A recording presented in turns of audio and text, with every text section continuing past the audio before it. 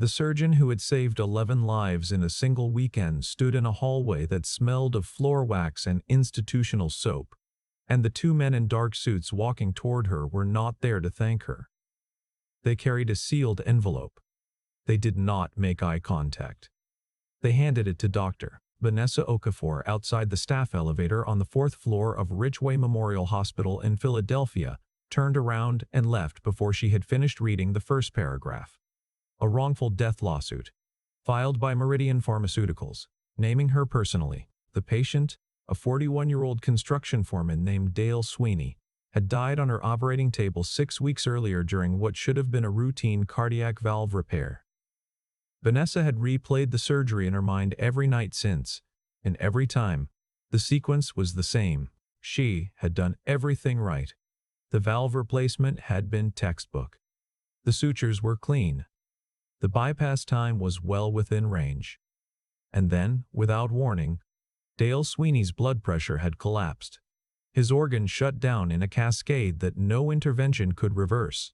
He was dead within 9 minutes. The autopsy had listed the cause as a severe adverse reaction to a blood-thinning agent administered during surgery. The agent was called sulfoprine. It was manufactured by Meridian. It had been approved by the FDA 18 months earlier and was being used in cardiac units across the country. Vanessa had used it dozens of times without incident. She did not understand how it had killed Dale Sweeney. She did not yet understand that she was not supposed to understand. Her legal defense was arranged quickly. Ridgeway Memorial retained a firm on her behalf. 3 attorneys with polished shoes and calm voices who told her the lawsuit was a standard liability maneuver, and that Meridian was simply trying to shift blame. They told her it would be resolved in months. They told her not to worry. She worried anyway because she had looked at the surgical logs and noticed something that no one else seemed interested in discussing. The lot number on the calvoprine vial used during Dale Sweeney's surgery did not match the lot number recorded in the hospital pharmacy's intake log. She had mentioned this to the lead attorney. He had written it down on a yellow legal pad, nodded once, and never brought it up again. 8 weeks later, on a Tuesday morning in the civil courthouse on Market Street, the 3 attorneys asked the judge for permission to withdraw from the case. Vanessa was sitting at the defense table when it happened. She heard the lead attorney use the phrase irreconcilable differences in legal strategy. She heard him say that his firm believed it could no longer provide effective representation. She heard the second attorney murmur something about a scheduling conflict. The third said nothing at all. He was already sliding his laptop into its case. Judge Patricia Loomis removed her glasses and looked at Vanessa directly. She asked if the defendant had replacement counsel prepared. Vanessa did not answer because her hands had gone cold and her throat had closed, and the gallery behind her, half filled with reporters and Meridian representatives, had begun to whisper in the low hum of people watching someone drown. At the back of the courtroom, near the double doors, a man in a gray maintenance uniform set down the plastic bin he had been carrying. His name tag read, Ray Novak. He was 43 years old. He had been the night shift custodian at the Philadelphia Civil Courthouse for 2.5 years. Before that, he had been an attorney. Before that, he had been someone whose name partners remembered at holiday parties. Before all of it, he had been a boy who believed that the law was the closest thing the world had to a conscience. Ray had not planned to be in this courtroom. He had been replacing a fluorescent tube in the hallway when the doors opened and he heard the phrase "permission to withdraw," and something in his chest tightened in a way he had not felt in years. He stepped inside. He watched the 3 lawyers leave the table. He watched Vanessa Okafor sit very still in her chair with the posture of someone who had just realized she was alone in a room full of people who wanted her to lose. He noticed something else. A binder left open on the defense table. A tab labeled Exhibit 14, a photocopy of a pharmaceutical batch report with a line redacted so heavily that the black ink had bled through to the other side. The redaction was clumsy. Whoever had done it had not expected anyone to look closely. Ray looked closely. Judge Loomis asked one more time, "Dr. Noel Okafor, do you have counsel?" Vanessa shook her head. Ray stepped forward. He said, clearly and without hurry, that he was a licensed member of the Pennsylvania Bar, that his credentials were verifiable through the state's public database, and that he was prepared to represent the defendant if she would have him. The courtroom went quiet in the particular way that courtrooms go quiet when something has happened that nobody expected and nobody knows yet whether it is a disaster or a reprieve. Warren Holt, the lead attorney for Meridian, stood up slowly. He was a tall man with silver hair and the kind of composure that expensive suits and decades of courtroom dominance tend to produce. He looked at Ray's uniform. He looked at the maintenance bin near the door. He asked the court, with the faintest edge of amusement, whether the defense intended to proceed with a janitor. Ray did not flinch. He gave the clerk his bar number. He waited. 7 minutes later, the clerk confirmed it. Raymond Novak. Admitted to the bar 11 years ago. No disciplinary actions, no suspensions. License active. Judge Loomis granted a 48-hour continuance. In the hallway outside, Vanessa caught up with him. She was taller than he was by 2 inches. Her eyes were red, but her voice was controlled. She asked him why. He told her that he had seen the redacted exhibit and that redacted documents in civil litigation were not unusual. But redactions that bled through the paper were. That meant someone had been in a hurry, and people in a hurry were usually hiding something they had only recently decided needed hiding. She asked if he was serious. He told her he was, but that she needed to understand something first. He had a daughter. She was 7. Her name was Maeve. He worked nights at the courthouse so he could be home when she woke up in the morning. He could not promise Vanessa the resources of a large firm. He could not promise her paralegals or expert consultants or a war chest. He could promise her that he would read every page of every document in the case, and that he would not leave. She looked at him for a long time. She said, "Okay." That night in the small apartment Ray shared with Maeve in the Kensington neighborhood of Philadelphia, he sat at the kitchen table after his daughter had gone to sleep and opened the case file Vanessa had brought him. It was enormous. Over 4,000 pages. Meridian's complaint alleged that Dr. Okafor had negligently administered a dosage of kelloprine above the recommended threshold, causing the fatal reaction.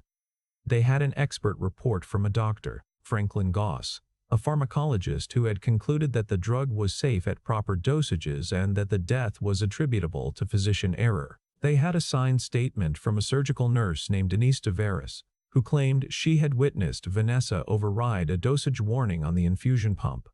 Ray read the expert report first. Dr. Goss's conclusion was stated with confidence.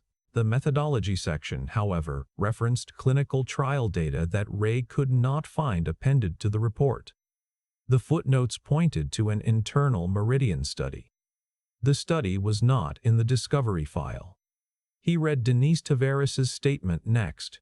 It was 3 pages long. The language was precise, technical, and structured in a way that no surgical nurse would write unless a lawyer had been sitting beside her. One sentence stood out. "I am certain that the dosage administered exceeded the parameters established by the manufacturer's guidelines, and that Dr. Okafor was made aware of this deviation prior to proceeding." Ray underlined it. He had never met a frightened witness who used the word parameters in a sworn declaration. He turned to the lot number discrepancy Vanessa had mentioned. The selvaprine vial used in surgery bore lot number CVP 888 HUND. The hospital pharmacy's intake log showed that the shipment received that week contained lot numbers CVP 88886 through CVP 88SEN. Lot 8821. Lot 8812 was not in the delivery record. It had appeared in the surgical suite without a traceable origin. Ray closed the binder. He looked at the ceiling for a long time. Then he opened his laptop and began searching public FDA databases for adverse event reports filed against kelvoprine. He found 9. 7 had been filed in the past 14 months. 3 involved unexplained cardiac arrest during surgery. All 3 had been attributed to physician error. In none of the 3 cases had the lot number of the vial been examined. The next morning, May found her father asleep at the kitchen table with his face on a stack of paper. She did not wake him. She poured herself a bowl of cereal, ate it quietly, and placed a small drawing next to his coffee mug. The drawing showed two stick figures holding hands. One was tall, and one was short. Above the tall one, she had written, in the careful, crooked letters of a second grader, "My dad helps people." Ray woke 20 minutes later. He saw the drawing.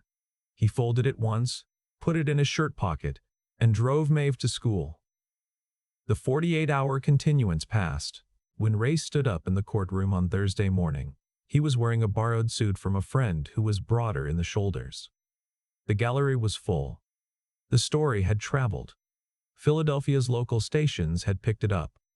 A janitor defending a surgeon. The framing was irresistible. Warren Holt opened with authority. He described Vanessa Okafor as a talented but reckless physician who had ignored safety protocols and caused the death of a man who had trusted her with his life. He told the jury that this was not a complicated case. It was a case about accountability, about a doctor who made a mistake and a pharmaceutical company that was trying to protect the public from the consequences of that mistake. Ray's opening was short. He told the jury that they would hear a great deal about dosage levels and infusion rates and clinical thresholds, but the case, he said, would come down to one question. Where did the vial come from? He let the question sit. Meridian called Dr. Franklin Goss as their first expert witness. Dr. Goss was composed, articulate, and clearly experienced on the stand. He testified that kelvoprine had undergone rigorous Phase 3 clinical trials, that the adverse event rate was within acceptable limits, and that the death of Dale Sweeney was inconsistent with the drug's known safety profile at recommended dosages. His conclusion was that the physician had erred. Ray rose for cross-examination. He began with a simple question. He asked Dr. Goss whether he had personally reviewed the raw data from the Phase 3 clinical trials he had referenced. Dr. Goss said he had reviewed the summary reports provided by the manufacturer. Ray asked if there was a difference between a summary report and raw trial data. Dr. Goss acknowledged that there was. Ray asked whether raw data could contain adverse events not reflected in a summary. Dr. Goss rated. Goss shifted in his chair and said that summary reports were designed to capture all material findings. Ray nodded. Then he produced an FDA filing, publicly available, in which a physician in Cleveland had reported a nearly identical cardiac event during surgery using selvaparin from a lot number sequential to the one used on Dale Sweeney. The event had been classified as physician error. No investigation of the drug lot had been conducted. He asked Dr. Goss if he was aware of the Cleveland case. Dr. Goss said he was not. Ray asked if he had been instructed by anyone at Meridian to limit the scope of his review. Warren Holt objected. Judge Loomis overruled. Dr. Goss said he had been given materials by the company and had confined his analysis to those materials.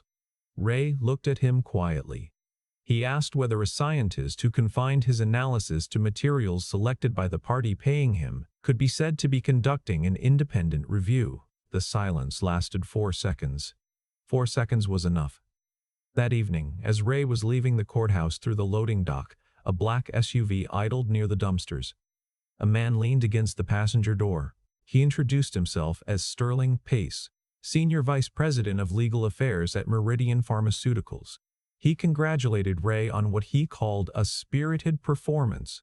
He suggested, casually, that the case could be resolved through a generous settlement that would benefit everyone involved. Ray asked what generous meant. Sterling told him a number. It was 7 figures. Enough to pay off the mortgage Ray did not have because he rented. Enough to fund Maeve's education through college. Enough to make this entire situation disappear. Ray said nothing. Sterling's tone shifted. He mentioned that he understood Ray had a daughter at Garfield Elementary. He mentioned the name of the after-school program she attended. He mentioned the crossing guard who walked her across Allegheny Avenue on Tuesdays. Ray's stomach dropped, but his face did not change. He had learned, in a courtroom years earlier, that the moment you showed fear was the moment people like Sterling Pace decided they owned you. He reached into his jacket and turned his phone screen toward Sterling. The voice memo app was recording. The timestamp was visible. Sterling's expression hardened. He said that a recording made without consent in Pennsylvania was inadmissible. Ray agreed. He said it was inadmissible in court. It was perfectly admissible on the 11 o'clock news. Sterling got back into the SUV. The door closed. The vehicle pulled away. Ray drove to his friend Pauline's house in Cheltenham that night. Pauline Rourke had been his wife's closest friend before Caroline died of ovarian cancer 4 years ago. She had kept her room ready for Maeve ever since, for nights when Ray needed her safe somewhere else. Maeve carried her backpack in one hand and a stuffed gray cat named Chairman in the other. She did not cry. She was old enough to sense the weight in her father's silence, even when he tried to make his voice sound normal. At the door, she turned around. She asked if he was scared. He knelt down so they were eye to eye. He told her the truth. He said yes. He said that sometimes doing the right thing made you scared, and that being scared did not mean you were doing the wrong thing. She thought about this. Then she unzipped her backpack and pulled out a folded piece of lined paper. On it, in purple marker, she had written, "Dad is brave even when he's not." He held her for a long time. He drove back to the city alone, and somewhere on the Schuylkill Expressway, in the dark corridor between the river and the trees, he understood that he was no longer just defending a case. He was answering a question he had been avoiding for 3 years, whether the law was still worth the cost it demanded. The next day, he subpoenaed Ridgeway Memorial's pharmacy intake records for the 6 months preceding Dale Sweeney's surgery. He also requested the hospital's surveillance footage from the surgical supply corridor on the day of the operation. The hospital's counsel resisted. Ray filed a motion. Judge Loomis granted it. The pharmacy records confirmed what Vanessa had noticed. Lot CVP 88812 was not part of any recorded shipment. It had no purchase order, no invoice, no receiving signature. It had materialized on a shelf in the surgical suite as if placed there by a ghost. The surveillance footage was more interesting. At 4:47 a.m. on the morning of Dale Sweeney's surgery, a figure in hospital scrubs entered the supply corridor carrying a small insulated case. The figure's badge was not visible. The camera angle was poor, but the gait, the posture, the slight limp on the left side. Ray recognized the walk from the personnel file he had requested. It belonged to a Meridian sales representative named Keith Alford, who had hospital access credentials because he regularly conducted product demonstrations on the cardiac floor. Ray did not go to the police. Not yet. He needed the chain to hold. He called Vanessa that night. He told her about the footage. He told her about the phantom lot number. He told her that the case against her had been built on a vial that should not have existed in that operating room. Someone had placed it there, and someone had ensured that when Dale Sweeney died, the blame would fall on the surgeon and not on the drug. Vanessa was quiet for a long time. Then she asked about Denise Tavares, the nurse whose statement had described Vanessa overriding the dosage warning, the woman who had been her colleague for 4 years. The woman whose daughter Vanessa had once driven to the emergency room at 2 in the morning when Denise's car would not start. Ray told her what he suspected. He had pulled Denise's financial records through a public lien search. 3 months after signing the statement, Denise had paid off $62,000 in medical debt. Her mother had been in a long-term care facility in Norristown. The bills had been crushing. And then, suddenly, they were not. Vanessa closed her eyes. She had spent 6 weeks believing that Denise had betrayed her out of spite or ambition. The truth was quieter and sadder. Denise had been bought with the thing she could not afford to lose. Ray found the payment. It had been routed through a patient assistance nonprofit called the Garland Health Foundation. The foundation's registered address was a mailbox service in Wilmington, Delaware. Its sole director was a retired Meridian executive. The foundation had no website, no public reports, and no other known beneficiaries. At 11:30 that night, a text arrived at Vanessa's phone from an unknown number. 4 words. "I didn't want to." Vanessa read it twice. She knew the voice behind the words. She forwarded it to Ray without comment. Ray replied to the number from his own phone. He wrote 1 sentence. "Tell me where you feel safe." 20 minutes later, an address came through. A diner off Route 30, west of the city, near a commuter rail stop where the parking lot was always empty after 10. They arrived at midnight. Denise Tavares was sitting in a booth near the kitchen, facing the door. Her hands wrapped around a mug of coffee she had not touched. She was thinner than her hospital ID photo. Her eyes were swollen. She did not look at Vanessa when they sat down. She told them everything. The men from Meridian had approached her 2 days after Dale Sweeney's death. They had been gentle at first, sympathetic. They said they understood the stress of what she had witnessed. They asked her to sign a statement confirming what they described as the physician's deviation from protocol. When she hesitated, they mentioned her mother. They mentioned the bills. They mentioned how unfortunate it would be if the facility determined that the outstanding balance constituted grounds for discharge. She signed.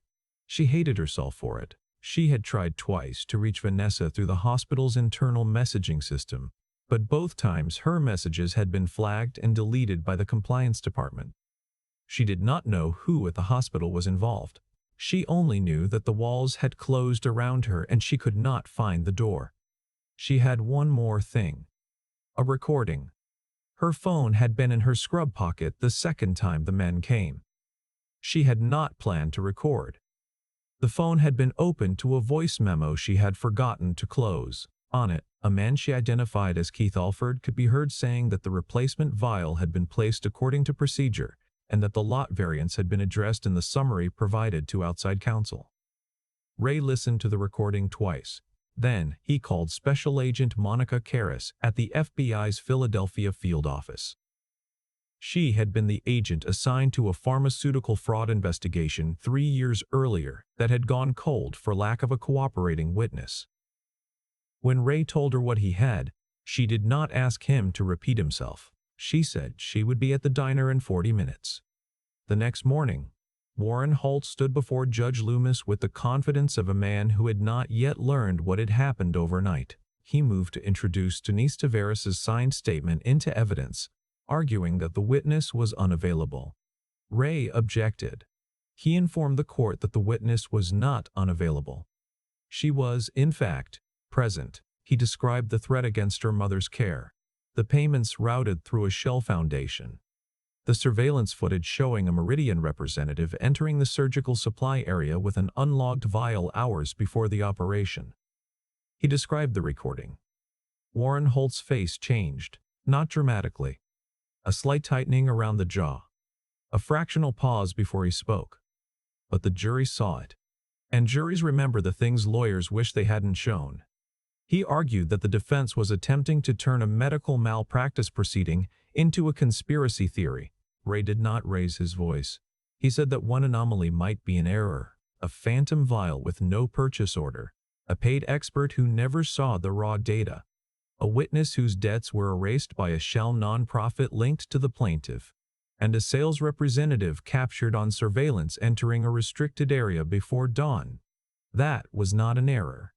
That was architecture. The doors at the back of the courtroom opened. Agent Karras walked in first. Behind her came Denise Tavares, pale, smaller than she looked in scrubs, her arms crossed tightly over her chest. 2 agents flanked her. The gallery exhaled. Vanessa almost stood. Ray placed his hand flat on the table. She stayed seated. Denise took the stand under protective order. Ray questioned her gently. He did not lead her. He did not rush her. He let her tell it in the order she remembered it, with the pauses and the unfinished sentences and the moments where she had to stop and breathe. She described her mother's illness. She described the men at her door. She described the document they had already written for her and the pen they placed in her hand. When Ray asked her why she had come forward now, she said that her daughter had started asking her why she was crying at night and that she could not keep answering that question with a lie. Then she played the recording. In the recording, Keith Alford's voice was casual, operational, the voice of a man describing a process he had performed before. He said the vial had been swapped per directive. He said the lot variance would be handled in documentation. He mentioned Sterling Pace by name. Warren Holt did not object. He sat very still, and for the first time in the trial, he looked like a man who was doing arithmetic he did not want to finish. Judge Loomis called a recess. She sealed portions of the record. By noon, federal agents had executed a search warrant at Meridian's regional headquarters in King of Prussia. They found internal communications describing what one executive had called the Sweeney Protocol, a contingency framework for managing adverse events by redirecting liability to the administering physician. They found wire transfers to the Garland Health Foundation. They found emails between Keith Alford and Sterling Pace discussing the placement of specific vial lots at hospitals where surgeons had reported concerns about kelvoprine's safety profile. The concern had been reported by 7 surgeons in 4 states. Dale Sweeney's death was not an accident. It was a data point that Meridian had decided to bury. Judge Loomis dismissed the civil suit against Vanessa Okafor 3 days later when Meridian's counsel could not certify the integrity of its own evidence. The federal criminal investigation expanded. Sterling Pace was indicted on charges of conspiracy, evidence tampering, obstruction of justice, and fraud. Keith Alford cooperated. Dr. Franklin Goss surrendered his consulting contracts and agreed to testify for the prosecution. Within a month, Meridian's CEO had resigned, 2 board members had stepped down, and the FDA had issued a recall of silverprane, pending a full review of the clinical trial data. Vanessa walked out of the courthouse into a bright Philadelphia afternoon. The press was waiting. They wanted the story they had already written in their heads. The vindicated surgeon. The triumph. She did not give it to them. She said only that the man who had saved her career and possibly her life was not a legal strategist or a public relations consultant. He was a single father who cleaned courtrooms at night, so he could walk his daughter to school in the morning. She said that every person in that building had looked past him, and that he had been the only one looking at the truth. The story moved fast. People wanted to know who Ray Novak was. Reporters found the outlines of the older story. 3 years earlier, Ray had been an associate at a mid-size firm in Philadelphia. He had discovered that a senior partner was overbilling a client in a Medicare fraud case. He reported it internally. The partner denied everything. The firm launched an investigation that somehow concluded Ray had been the one mishandling accounts. He was not charged. He was not disbarred. He was simply made unemployable. Every reference call was returned with silence or a careful suggestion to look elsewhere. Around the same time, Caroline's diagnosis came. The treatment was brutal and expensive, and ultimately not enough. She died on a Wednesday in March, and Ray was left with a 4-year-old daughter and a career that had been hollowed out from the inside. He took the courthouse custodian job because the hours were right and the benefits covered Maeve's pediatric visits, and because, in some way, he could not fully explain. He wanted to stay near the law even if the law no longer wanted him near it. He did not give interviews after the trial. He took Maeve to the Franklin Institute on a Saturday. They looked at the planetarium show. She asked him whether he was famous now. He said he was not. She asked what he wanted to be. He said he wanted to be. He said he wanted to be her dad. And maybe, if he was lucky, someone who made the world a little harder to lie in. She nodded the way children nod when they have heard something true and do not yet have the words for why it matters. Several months later, in the criminal trial of Sterling Pace and 3 Meridian executives, Ray was called as a witness. The defense attorneys were aggressive. They asked why a gifted lawyer had been mopping floors. They reopened the old overbilling accusation. They suggested he had taken the Okafor case to rehabilitate his own reputation. Ray did not dodge any of it. He said he had lost his career. He said he had lost his wife. He said that for 3 years, he had chosen quiet because quiet kept his daughter fed and safe and sleeping in a home with a father who was present. He said that none of it was something he was ashamed of. The defense attorney pressed. He asked the jury to consider whether a janitor could really have seen what an entire litigation team had missed. Ray looked at him without anger. He said that evidence does not care who finds it. The truth does not check your job title before it lets you see it. In the second row of the gallery, Maeve sat beside Vanessa. The girl held Chairman the stuffed cat against her chest. Her eyes were wet, but she did not look away from her father. He glanced at her once, just once, and then looked back at the attorney, because if he had held her gaze any longer, he would have broken. And a man on the witness stand cannot afford to break. The jury convicted Sterling Pace on all counts.